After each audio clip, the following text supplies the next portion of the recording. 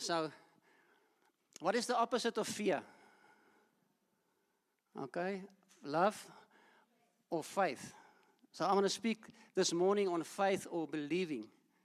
So let me quickly see, who are believers?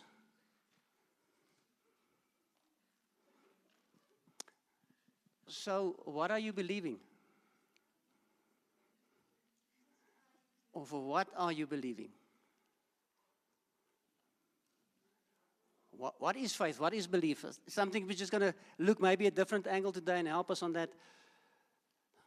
So if you can think, many of you have done that 40-day prayer, circling prayers with us. If you think the things that you've circled have not been answered yet, or if you haven't done that, if you can maybe make for yourself a mental note of 3 things you're trusting the Lord for. I'm going to give you opportunity to do that. Just in your mind, think 3 things, a little list, 3 or 4 things that you are trusting the Lord for or believing for or praying for currently. We're going to get back to that later. So do you have your list? Everybody's like, het jy hele lysie? So I want to ask you the question this morning, those believers, those that are believing. Is seeing believing?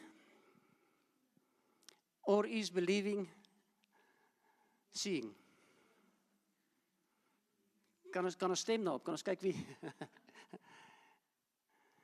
Is seeing believing or is believing seeing?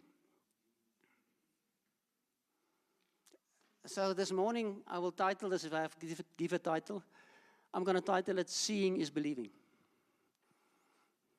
Seeing is believing.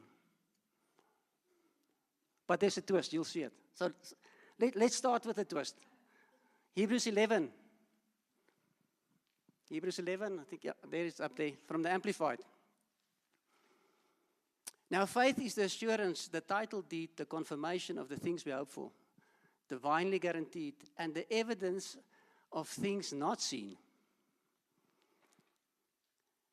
The conviction of their reality.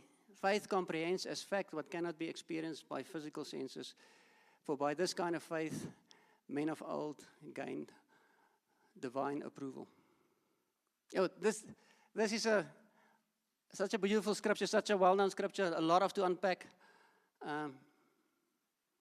But I think it's so important that this morning, if we talk about faith and believing, and it's a wide context, but I want to pull it back to your list of 3 or 4 things. If you want to make it practical in terms of that, it is so important that we know what we believe.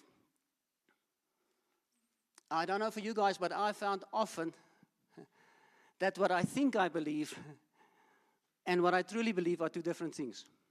Have some of you come to that realization sometimes?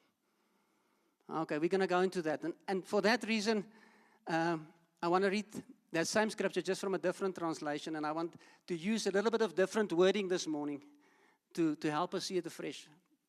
Again, Hebrews 11 verse 1 from a different translation say, trusting is being confident of what we hope for. Convinced about things we do not see. Being confident. So if I ask you, what are you believing this morning? Or for what are you believing? I want to switch that around and ask, about what are you confident? What are you confident about? If I say I believe for this or that, can I say I'm confident for this or that?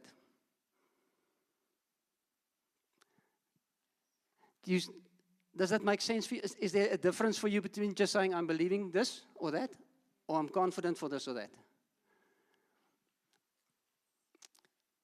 Let me go back to sport. If you ask Mani Labok, Mani, do you believe that you can kick this ball over? He will say, yes, I believe that. And then sometimes if you ask him, Mani, are you confident that you can kick this ball over? He will say, no, I'm not confident. So there's a difference between what we think we believe and what we truly believe. So I think it will be good for us for a season. Just to switch out that word about belief or faith with confidence. And every time we speak about it, just ask yourself, can I insert the word confidence there? And does that sentence still flow for me? So if you think in terms of those 4 items, or the things in your prayer circle, what of those things are you confident about? Have like a conviction.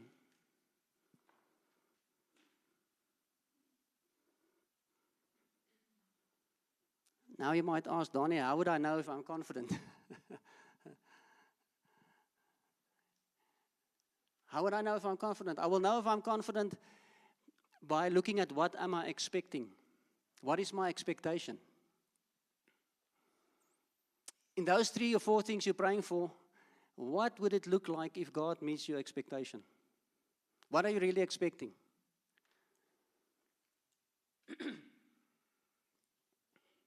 So the difference between what we think we believe and what we truly believe.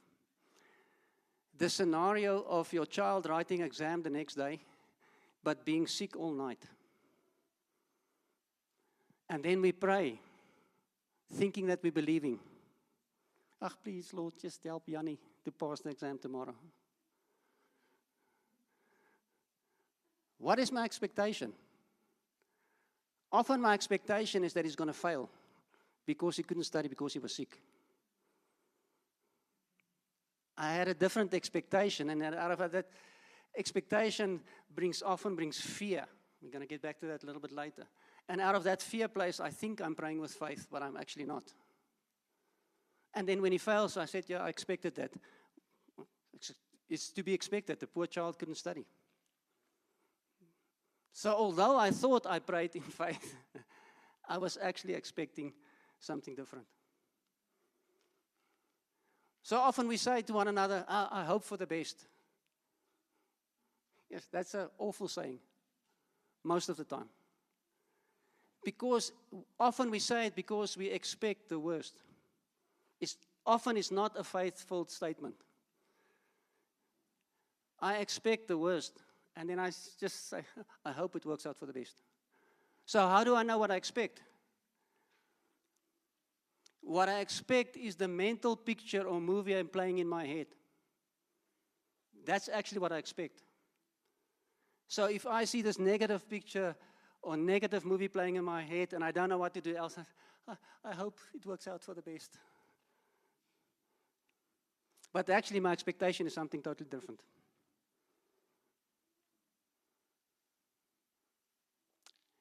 So what do I expect? So if my expectancy is right, I shouldn't be shocked when it happened. It's like, just this is what I expected to happen. But often we say to one another, jy sal nie glo wat het gebeur nie. We're shocked often if God answers our prayers. Why? Because we had a different expectation. We saw a different mental picture. We're going to get back to it later, but Jesus said, according to your faith, it will be unto you. I want to change it. According to your expectation. That mental picture I'm playing in my head, according to that, I'll be answered. As a man thinks in his heart, so will he be. That picture that I've got in mind.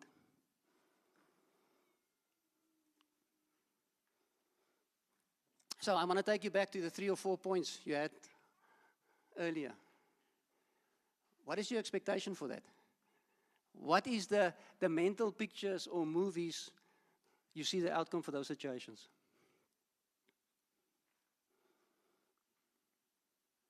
Because that's what I'm really believing. That's what I really got faith for. So often, speaking about myself, I pray out of anxiety. I see a negative mental picture, and then I pray like crazy, and I might even fast, but it's not out of faith, because I see something different. So if this mental picture of mine, this inward picture, if that lines up with what I want, we call it faith. If this mental inward picture lines up with something I don't want, we call it fear. So depending on what the movie that's playing in my head, it can be either faith or fear. Actually, there's nothing like unbelief. We always believe in something. Either believe it's going to turn out this way, which is positive and good, that's faith, or I believe it's going to turn out some other way, and that's called fear. But it's also belief. It's just in terms of a different reality.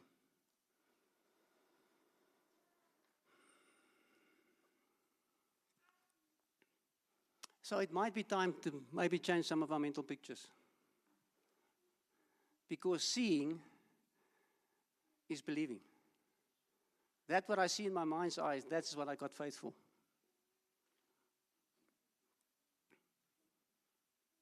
But we can work ourselves in a state of seeing the wrong picture. So there's this story of a guy who got a flat tire there in the middle of the Karoo. And when he wanted to change the tire, he noticed that he didn't have a jack. Like, oh, yeah, get me a jack. And then way in the distance, he saw there's something like looks like a farmhouse. And that's all he can do. So he started walking to the farmhouse. But as he started walking, there's a picture trying to play in his mind. Maybe there's nobody home. Maybe they've got a big dog. Maybe this is a grumpy old man. Maybe he doesn't got a jack. Maybe he doesn't want to give me a jack. And that picture plays and plays and plays. And eventually gets to the house, knock onto the door. And when the guy opens, he tells him, keep your jack to yourself. He already built up something in his mind of how he's not be able to get a jack. So how often do we do that? How often do we have a mental picture or inner voice about something happening or not happening? And we talk to ourselves and we build that up. Let's look at people. So often when we interact with one another, we've got an expectation, a mental picture of what the other person is like, how they're going to act. And guess what? They often act exactly according to my mental picture. According to my faith, it will be unto me. I expected them to act that way. So why should I be shocked when they act that way? You know, again, Hebrews 11, we already read it. I'm just going to read it again. Now, faith is the assurance, the title deed, or the confirmation of things hoped for, the divine guarantee, and the evidence of things not seen. Then this part, the conviction of the reality. Faith comprehends as fact what cannot be experienced by physical senses. So if I look at my physical senses, my physical eyes, seeing is not believing. But when I look with my spiritual eyes, seeing is believing. And the Bible is full of people who saw something different as the reality. Noah built an ark. With his physical eyes, that was impossible. It was not close to a lake, not close to a river. They've never seen rain. But what did he see internally? He definitely saw something different. Abram. He started moving and without even knowing where he's going. In reality, physical eyes, that's stupid. But he saw something different. Elijah, when he was surrounded, do you know the story? 2 Kings 6, when the whole city was surrounded. If you see with your normal eyes, it will bring fear. But because he was able to see something differently, this time in the spirit, not just internally, but in the spirit, because he could see the angels, there was salvation. What would have happened if he was not able to see that? Joshua and Caleb,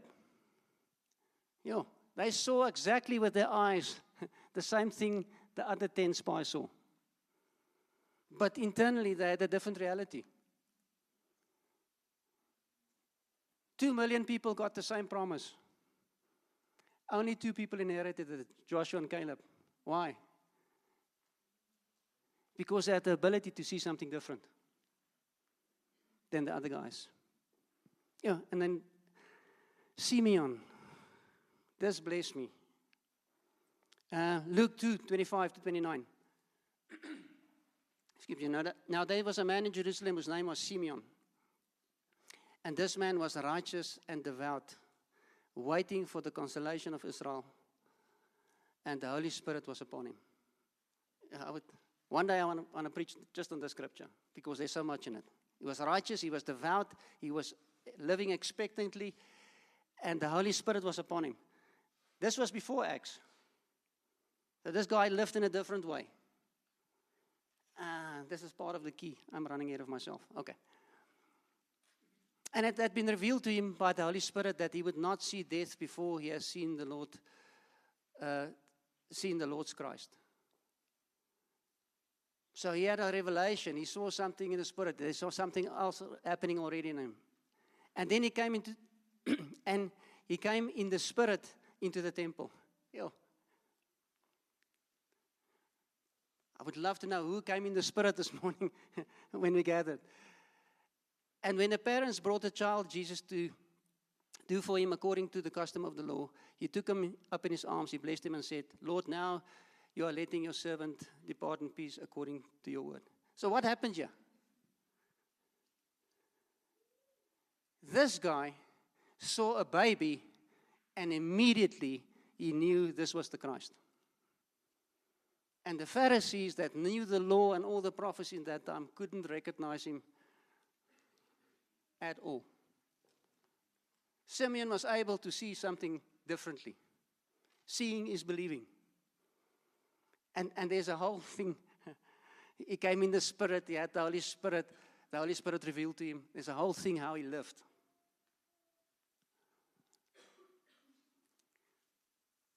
I think that's one of the reasons why we all sometimes struggle with unable to see, because we're not living in the Spirit. We're not always living righteous and devout. But that's something for another day. All these guys, because they saw something different, they had a confidence over faith. And if I cannot see what God is doing, unless I can see that, unless I can see in my mind's eye or my spirit, I will struggle with faith.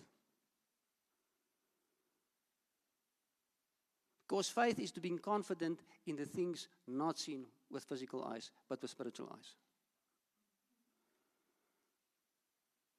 So I've often used the illustration. I want to use it this morning again. If you go walking through your neighborhood, sooner or later you'll find a yard with a big dog and a small one. A boerboel, terugding, wat kan byt, en 'n klein keffertjie. And you'll see if you walk past that house, normally the big dog, he will have confidence. He will just lie there and check you out. And the small keffertjie, it will go ballistic. Why? Because it's not confident. It's afraid, it's got fear, it's lack confidence. And then by this lack of confidence, this loud noise is just, keep out of my yard, keep out of my yard. Because he's so scared that you'll get in there. And the big dog is just like, I'm confident. I'm just lying here, I'm waiting. If you get over that fence, I'm going to eat you. It's like,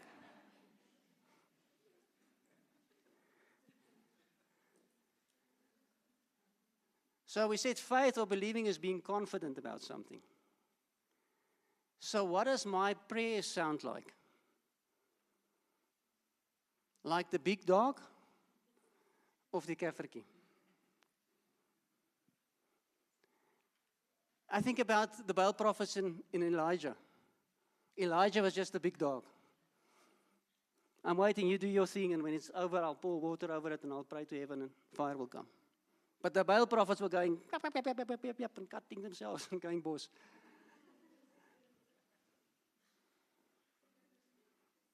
We often do the same. We think we pray full of faith. But it's actually out of fear. It's actually out of anxiety. And you can't have fear and confidence at the same time. You can't have faith and fear at the same time. You can't be confident and fearful at the same time. It's just impossible. So often when we pray, we go like, and we quote scriptures and we use Hebrew and you use this and that and that and that and that. And it's not wrong to do those things. But if I do it out of a place of just lack of confidence, it does not have much effect. And then normally, if you're religiously inclined, you just go get more of that stuff. You just get more scriptures to quote in your prayers. And yep, yep, yep, yep, you just bark louder.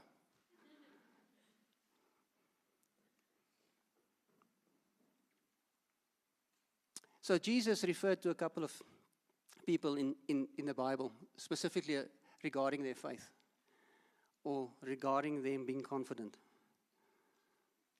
And the first one is the widow with the 2 coins.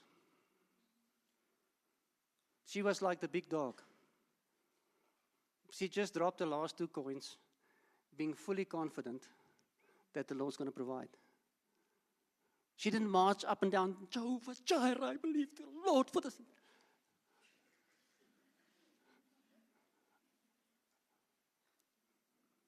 It's not necessarily wrong to pray that way. But I'm asking, is it out of a place of expectation, confidence? Or is it yep, yep, yep, yep, yep, yep, yep, yep, yep? How do I know these things? Want ek bid ook baie keer so. I'm also sometimes out of a place of anxiety.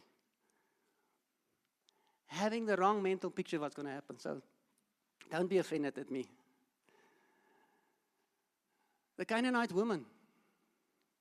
Jesus commended her for her faith. How did that happen?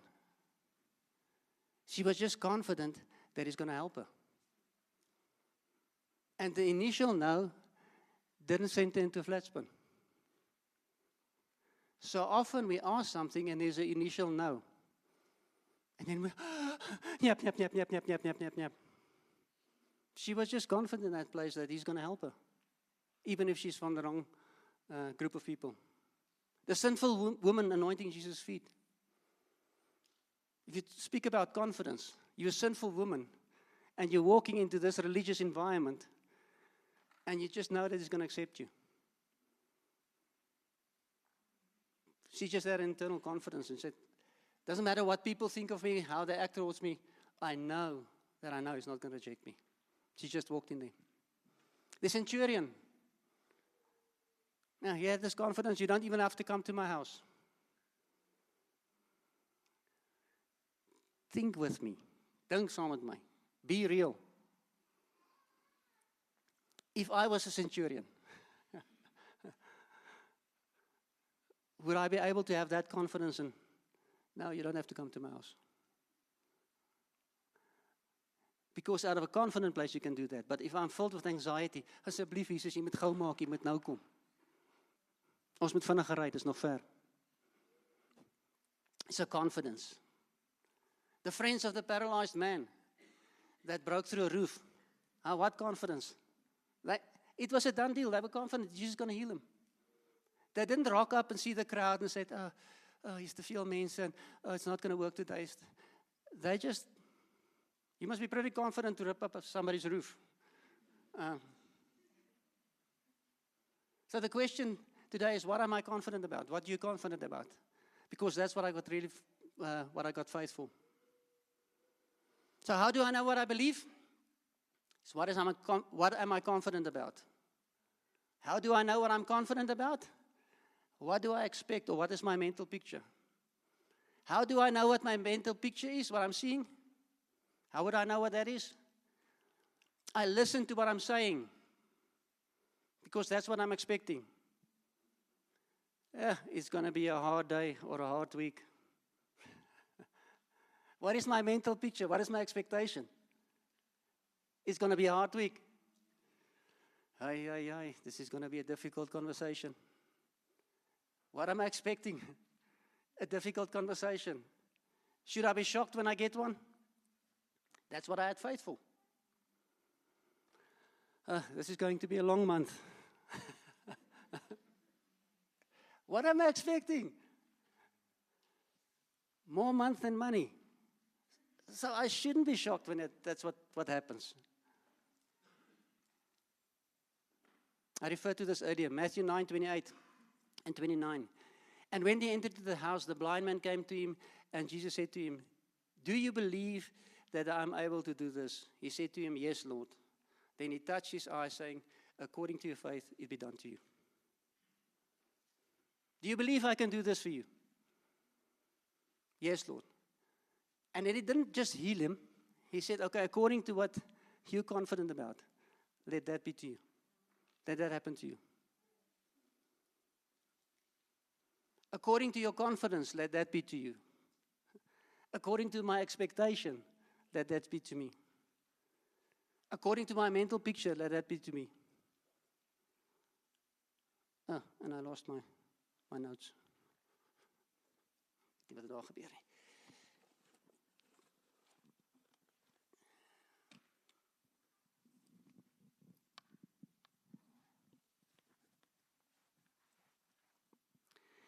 You see, I'm not always filled with faith about the computer. My expectation is that it might die on me someday. And it just did.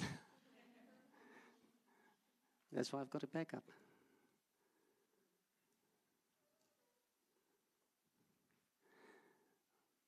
So maybe go back to your 3 or 4 things on your list. Maybe just close your eyes for a minute.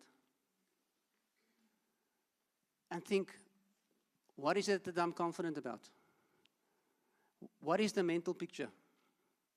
Can you make up for yourself a mental picture? What are you expecting to happen with those 3 or 4 things?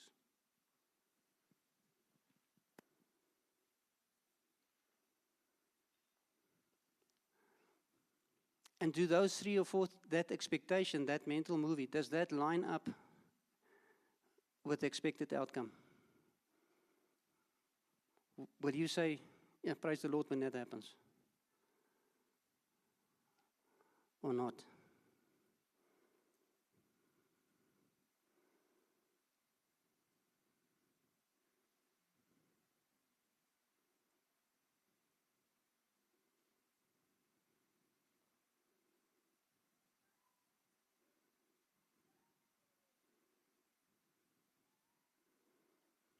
So maybe it will be time to change that picture today. If we look at Jesus, if we look at his life, do you think he was full of faith? Do you think he was confident? How did he do that? So Etienne says I must be practical. The young people want practical. So how did Jesus do that? Do you want to know? Nie regtig nie. Wil julle weet? Okay, let's read. John 5 verse 19. So Jesus said to them, truly, truly, I say to you, the Son can do nothing of his own accord, but only what he sees the Father doing. For whatever the Father does, the Son does likewise. Yeah. That's the secret. It was for Jesus so easy to heal. He was full of faith, full of confidence. Why? Because he saw the Father do that first. You see, seeing is believing.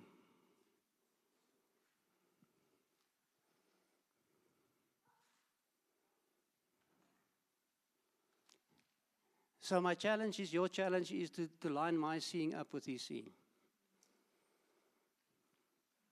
Can I change it? I think one of the 40-day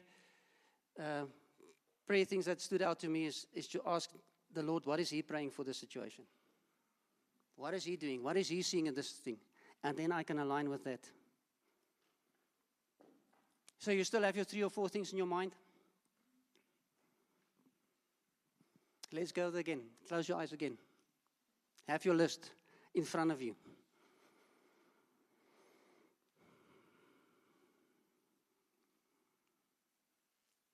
Can you see the outcome? What is the expectation? What are the words that I'm saying about these things?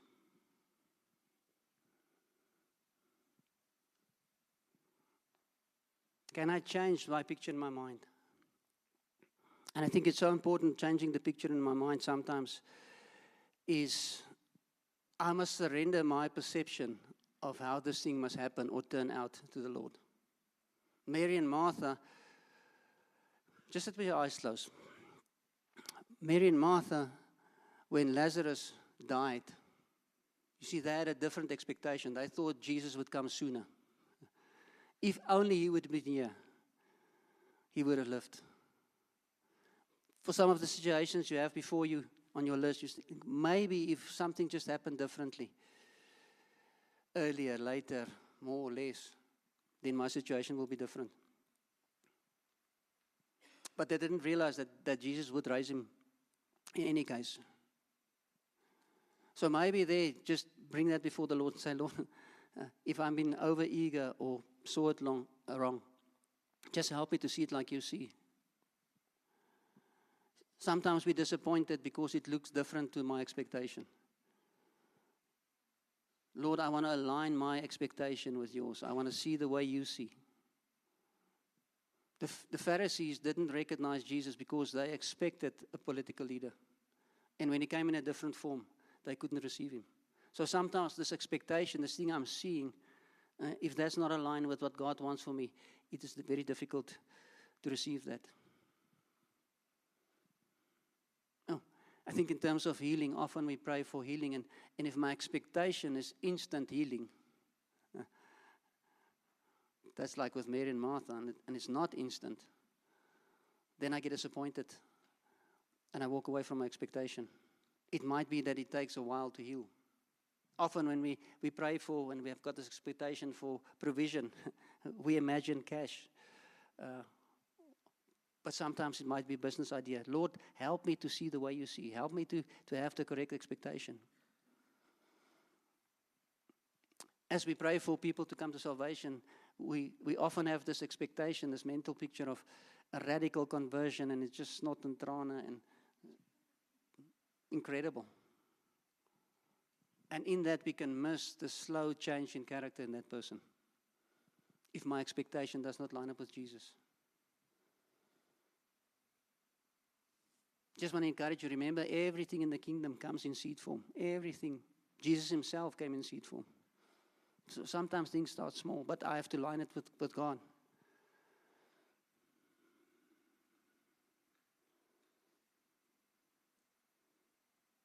So do you have your list? Can you submit that things to the Lord, your expectation? Say, Lord, some of us need to repent from some expectations. Oh, I saw the wrong thing. Totally. It was actually anxiety. Some days just a tweak needed, some is correct. But Lord, I healed my expectations before you. I want to see the way you see. Show me.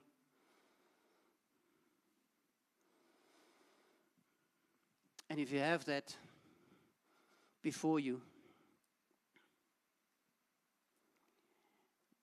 maybe just there where you are, you can start thanking the Lord for the outcome.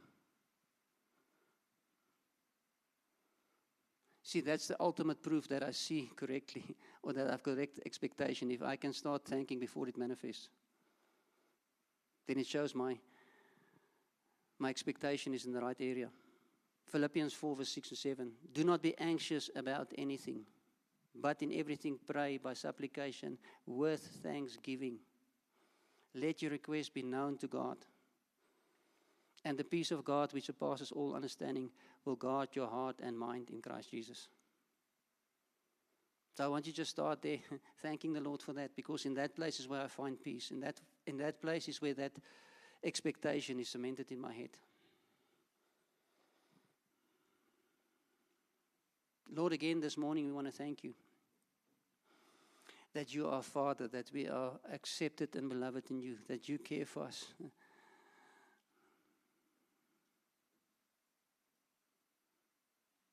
Thank you that we can place our faith and expectancy and confidence in you this morning, in who you are, your character, your heart for us, Lord.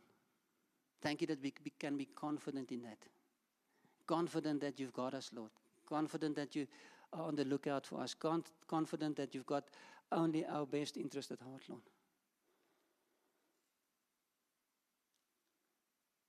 Thank you that in that we can find peace this morning.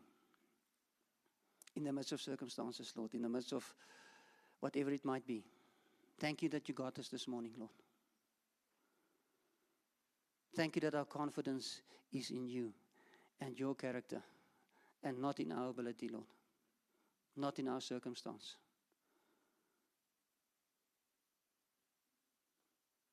We thank you for that, Lord. Thank you that your word says that your sheep hear your voice, and the voice of a stranger they will not follow. Thank you that we can hear your voice. Thank you that we can see with you. Thank you that we can have the mind of Christ.